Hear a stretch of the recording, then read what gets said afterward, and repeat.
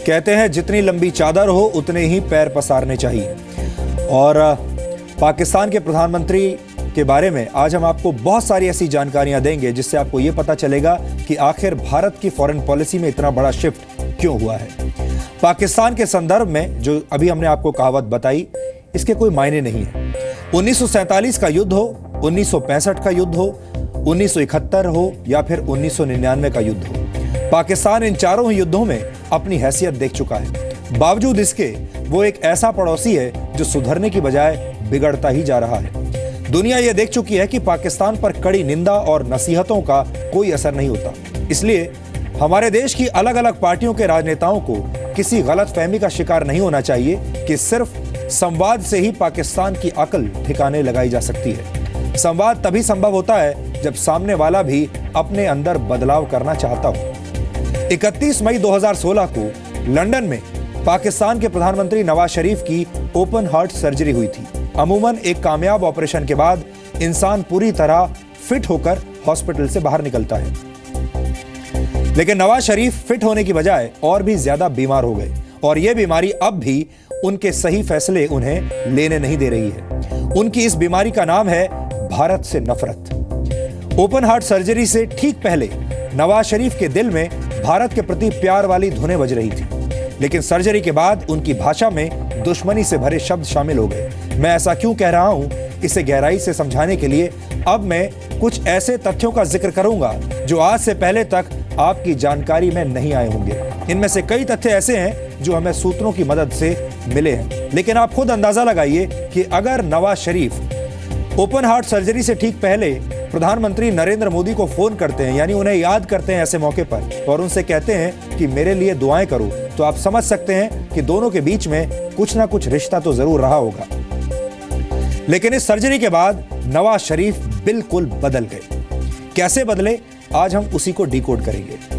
2 जुलाई 1972 को भारत और पाकिस्तान के बीच शिमला समझौता हुआ था, जिसके तहत यह करार हुआ था कि भारत और पाकिस्तान हर मुद्दे का हल मिल बैठकर शांतिपूर्वक तरीके से निकालेंगे। इस करार में साफ शब्दों में कहा गया था कि दोनों देशों की बातचीत में कोई तीसरी पार्टी, तीसरा देश या तीसरा दल मध्यस्थता नहीं करेगा।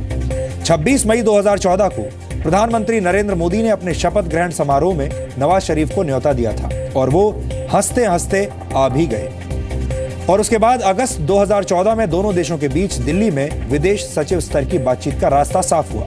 लेकिन इसी दौरान भारत में पाकिस्तान के उच्चायुक्त अब्दुल बासित ने दिल्ली में हुर्रियत कॉन्फ्रेंस के अलगाववादी नेताओं से मुलाकात की, जिसके बाद भारत ने विदेश सचिव स्तर की बातचीत रद्द कर दी। इसके बाद 28 नवंबर 2014 को प्रधानमंत्री मोदी और नवाज शरीफ की मुलाकात नेपाल में सार्क समिट के दौरान हुई, जहां दोनों देशों के प्रधानमंत्रियों ने हाथ मिलाकर रिश्तों की कड़वाहट को खत्म करने की कोशिश की। अगले ही साल यानी 10 जुलाई 2015 को एक बार फिर दोनों प्रधानमंत्रियों की मुलाकात रशिया के उफा में हुई, जहां प्रधानमंत्री मोदी ने नवाज शरीफ के साथ द्विपक्षीय वार्ता की।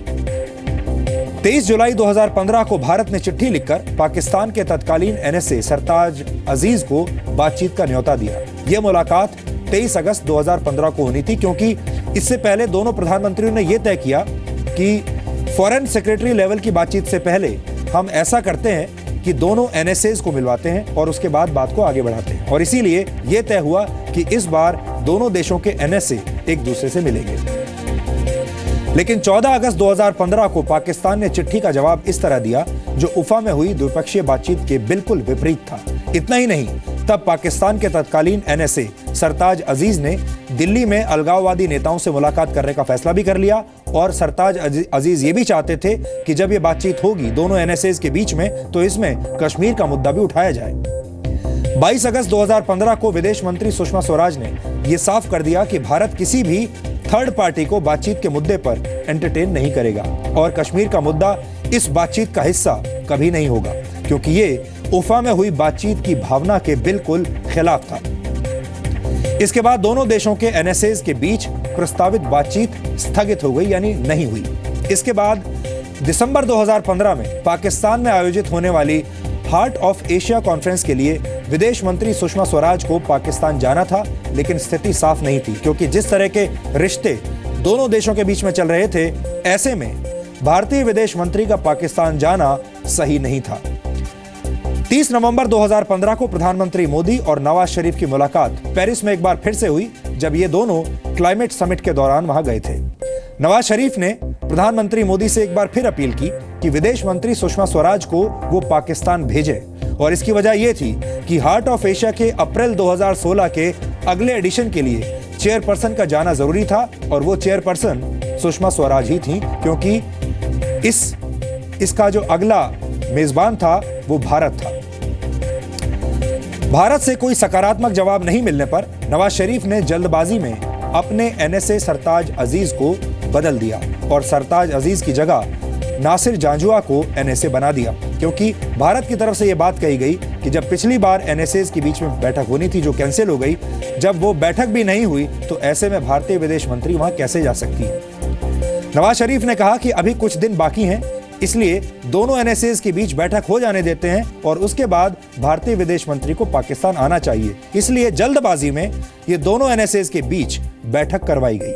इसके बाद 6 दिसंबर 2015 को दोनों देशों के एनएसए अजीत डोवल और नासिर जांजुआ ने बैंकॉक में मुलाकात की और यह तय हुआ कि दोनों देश बातचीत का सिलसिला आगे भी जारी रखेंगे।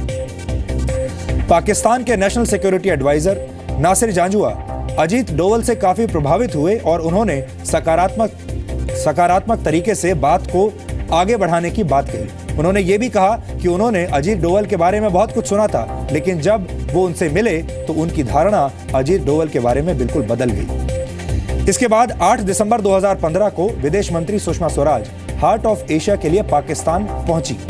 ध्यान देने वाली बात यह भी है कि इस दौरान खुद नवाज शरीफ की बेटी मरियम नवाज विदेश मंत्री सुषमा स्वराज का स्वागत करने के लिए वहां गई और उन्हें अपने घर ले गई, जहां नवाज शरीफ का पूरा परिवार मौजूद था। बल्कि ये यूं कहिए कि नवाज शरीफ के परिवार की 4 पीढ़ियां वहां पर मौजूद थी।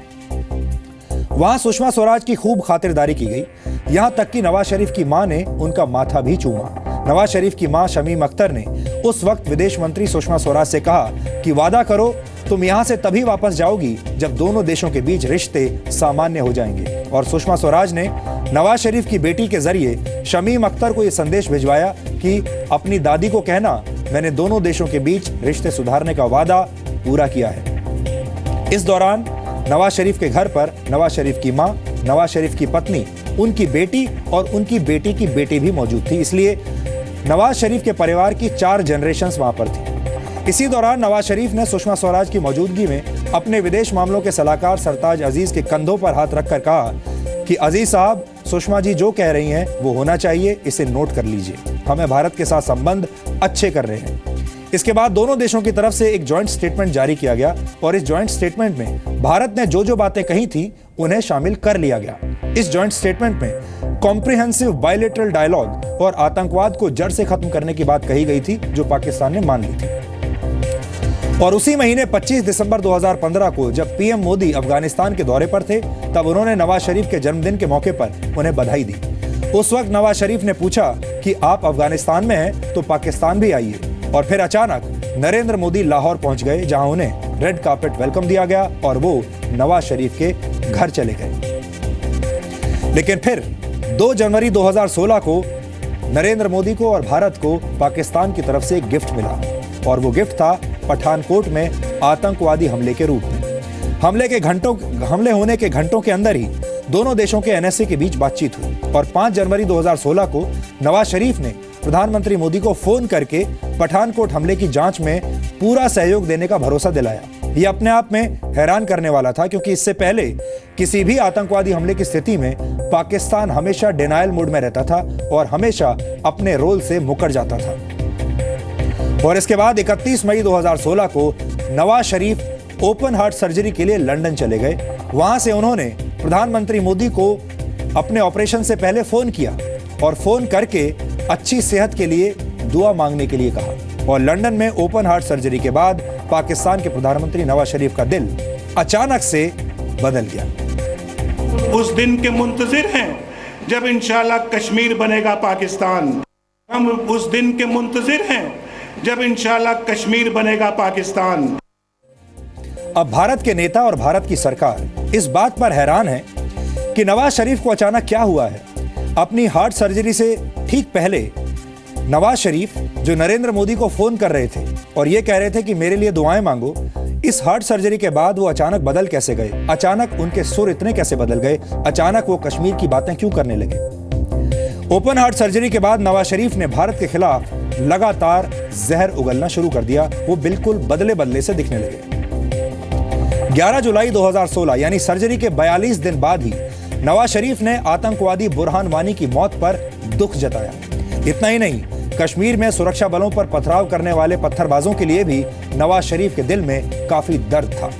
22 जुलाई 2016 को नवाज शरीफ ने जम्मू कश्मीर को लेकर अपनी छिपी हुई मंशा जग जाहिर कर दी और कहा कि पाकिस्तान को उस दिन का इंतजार है जिस दिन जम्मू कश्मीर पूरी तरह पाकिस्तान का हिस्सा होगा। और वो यही नहीं रुके, उन्होंने ये भी कहा कि कश्मीर में आजादी की लड़ाई तब तक नहीं रुकेगी जब तक ये कामयाब नहीं हो जाती।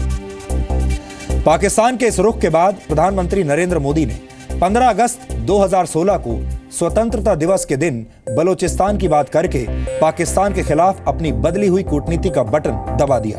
और आज जो कुछ प्रधानमंत्री मोदी ने कहा है उसे सुनने के बाद यह पता चलता है कि भारत ने पाकिस्तान को लेकर अपनी नीति में बहुत बड़ा बदलाव अब कर दिया है। In the face of growing traditional and non-traditional challenges, politico-security cooperation is a key emerging pillar of our relationship. Rising export of terror, growing radicalization through ideology of hatred, and spread of extreme violence define the landscape of common security threats to our societies. The threat is local, regional, and transitional at the same time. Our partnership with ASEAN seeks to craft a response that relies on coordination, cooperation, and sharing of experiences at multiple levels.